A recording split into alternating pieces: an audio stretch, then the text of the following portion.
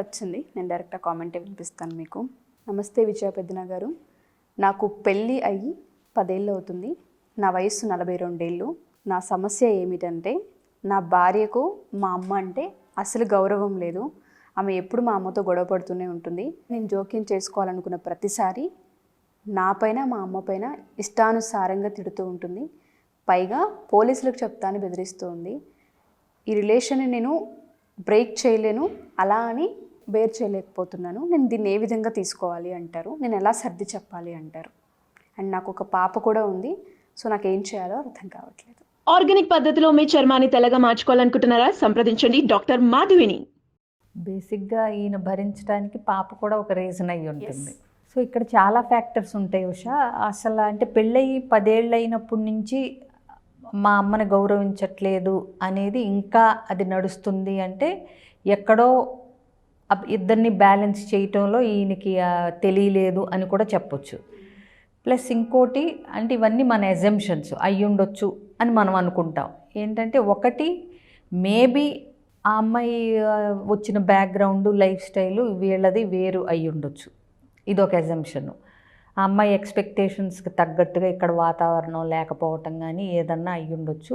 ఇంకొకటి లేదా మొదట ఆ అమ్మాయి అన్నీ ఓర్చుకుని ఒక కొంతకాలం అయిన తర్వాత తిరగబడే యాటిట్యూడ్ కన్నా వచ్చి ఉండొచ్చు.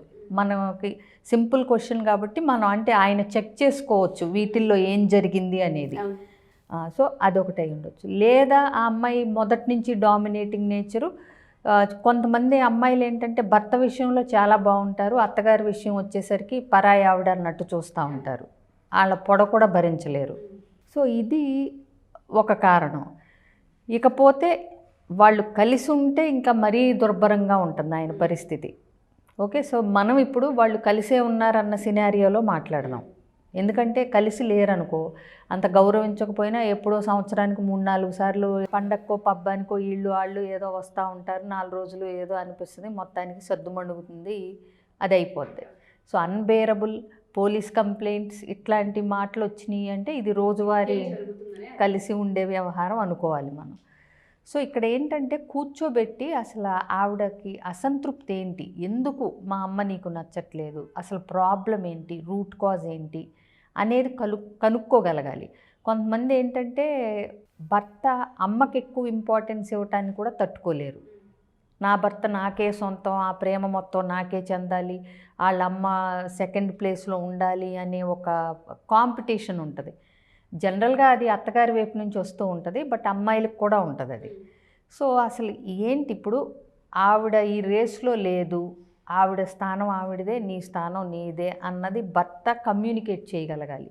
రూట్ కాజ్ ఏదో ఉంటుంది. అంటే ఏంటి, కొన్నిసార్లు ఏమవుతుందంటే ఎక్కడన్నా అత్తలు డామినేట్ చేసి భర్తని గుప్పెట్లో పెట్టుకున్న సందర్భాలు చూసి మొదట్లోనే వీళ్ళని కట్ చేయాలనేది సబ్కాన్షియస్గా అమ్మాయిలకు పడిపోతుంది వాళ్ళ ఎక్స్పీరియన్స్లు బట్టి.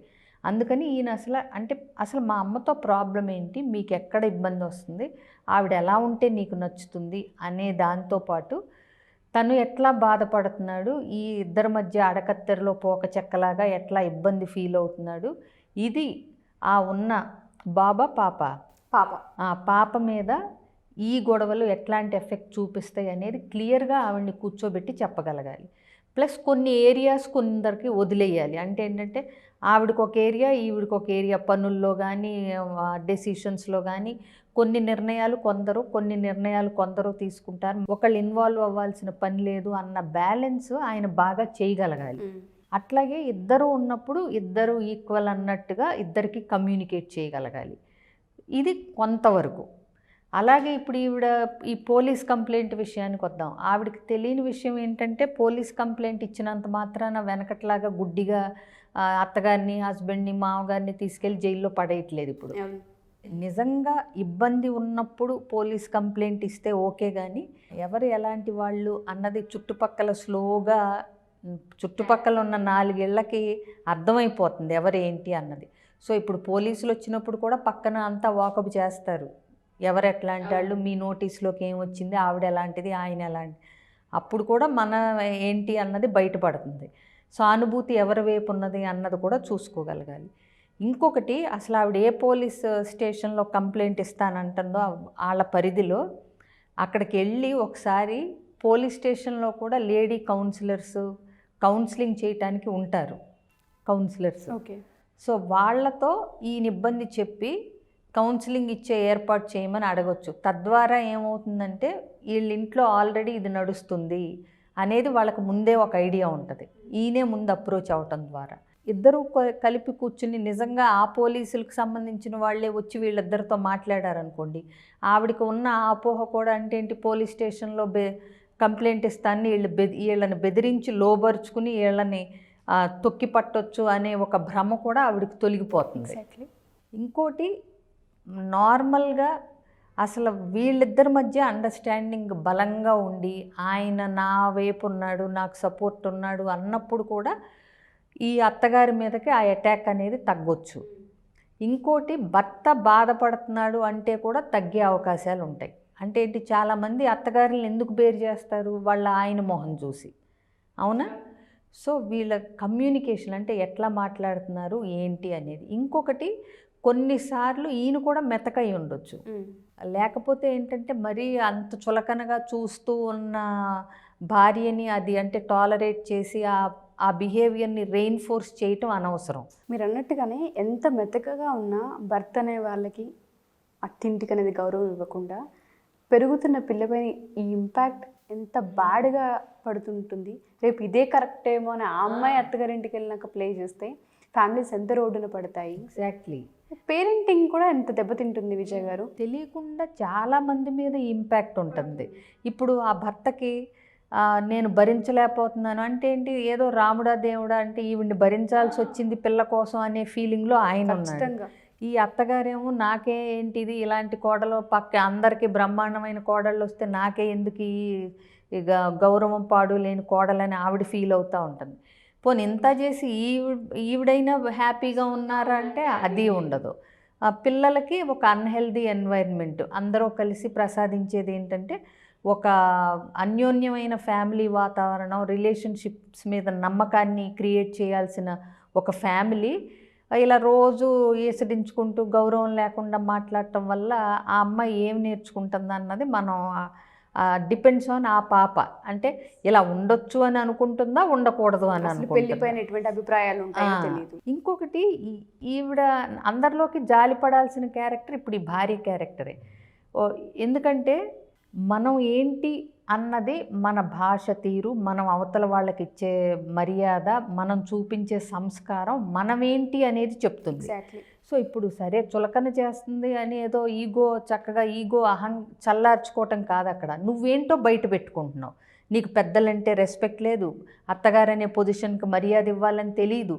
ఈ విషయం ఎక్కడి దాకా వెళ్తుంది, ఈ అమ్మాయిని వీళ్ళ అమ్మా నాన్న ఇలా పెంచి పెళ్లి చేసి వదిలేశారు అనేది పేరెంట్స్కి కూడా రిమార్క్ ఉంటుంది. రేపు ఇదే రిమార్క్ ఈ అమ్మాయికి వస్తుంది, అవునా? సో అత్తగారంటే ఎందుకు చులకన, ఆవిడ ఏం చేసిందని ఇవన్నీ మాట్లాడితే కానీ మనకి పూర్తి అవగాహన రాదు వాళ్ళ ఫ్యామిలీ యొక్క సమస్య పట్ల. సో ఇలాంటి వాళ్ళు ఏంటంటే కావాలంటే అంటే ముగ్గురు కలిసి వచ్చైనా కౌన్సిలింగ్ తీసుకోవచ్చు. సహజంగా ఇలాంటి వాళ్ళు మాదేం లేదు, మాదేం తప్పు లేదు అని కూడా అంటారు ఈ భార్య క్యారెక్టర్స్. కాబట్టి ఏంటంటే ఒకళ్ళని గౌరవించటం అనేది మన సంస్కారం. వాళ్ళు ఎలాంటి వాళ్ళైనా మనం ఏంటి అనేది బయట పెట్టుకుంటున్నాం అనేది తెలిసిన రోజున ఎవ్వరూ, అత్తగారనే కాదు ఎదుటి వ్యక్తిని చులకనగా మాట్లాడుతున్నావు అంటే అది నువ్వేంటో చెప్తుంది, వాళ్ళేంటో కాదు. కాబట్టి ఎవరికి వాళ్ళు మనం ఎలా ప్రొజెక్ట్ చేసుకుంటున్నాం బయటకి అన్న దాని మీద కనుక ప్రాపర్ అవగాహన ఉంటే ఎవరో అవతల వాళ్ళ చేత చీప్గా అనిపించుకోవాలని అనుకోరు కదా, అవునా? ఆవిడ చాలా మర్యాదగా మాట్లాడుతుంది, ఆవిడ వాళ్ళ అత్తగారిని బాగా చూసుకుంటుంది, ఆవిడ ఎలాంటిదైనా ఈ అమ్మాయి మాత్రం గుంభనంగా ఉంటుంది, ఇలాంటి కాంప్లిమెంట్స్ తెచ్చుకోగలగాలి. ఇప్పుడు రాచి రంపాన పెట్టే అత్తగారు అయితే ఈయన క్వశ్చన్ వేయడు కదా. ఇప్పుడు మా అమ్మని గౌరవించట్లేదు అంటే ఆవిడ ఎంతో కొంత ఆవిడ సాఫ్ట్ కార్నర్ ఉన్న పొజిషన్లో ఉండబట్టే కదా. ఇప్పుడు ఇద్దరు తానా అంటే తందానా అని ఇద్దరు పోట్లాడుకుంటుంటే ఆయన పనిగట్టుకుని ఈ క్వశ్చన్ అడగరు. కాబట్టి ఇక్కడ అత్తగారి పొజిషన్ కాస్త మెతకగా గౌరవింపబడనట్టుగా ఉంది. కాబట్టి హస్బెండ్గా ఆయన చేయాల్సింది ఇది, కూర్చోబెట్టి వాళ్ళ ఆవిడని అసలు ప్రాబ్లం ఏంటో కనుక్కోవాలి, ఎక్కడ ఉందా ఇన్సెక్యూరిటీ అనేది, అవసరమైతే కౌన్సిలింగ్కి రావాలి. విజయ్ గారు, మీరు అన్నట్టుగానే చాలా పెద్ద స్టేట్మెంట్. అది కనుక జనాలు, అది ఏ రిలేషన్లోనైనా సరే, అవతల వాళ్ళని చులకనగా చూస్తున్నాం అన్నప్పుడు ఫస్ట్ మన క్యారెక్టర్ అనేది బయటపడుతూ ఉంటుంది. ఆ ఒక్క చిన్న లైన్ కనుక గుర్తుపెట్టుకోగలిగితే మనుషుల ప్రవర్తన తీరు మారుతూ ఉంటుంది. Thank you ma'am, thank you so much.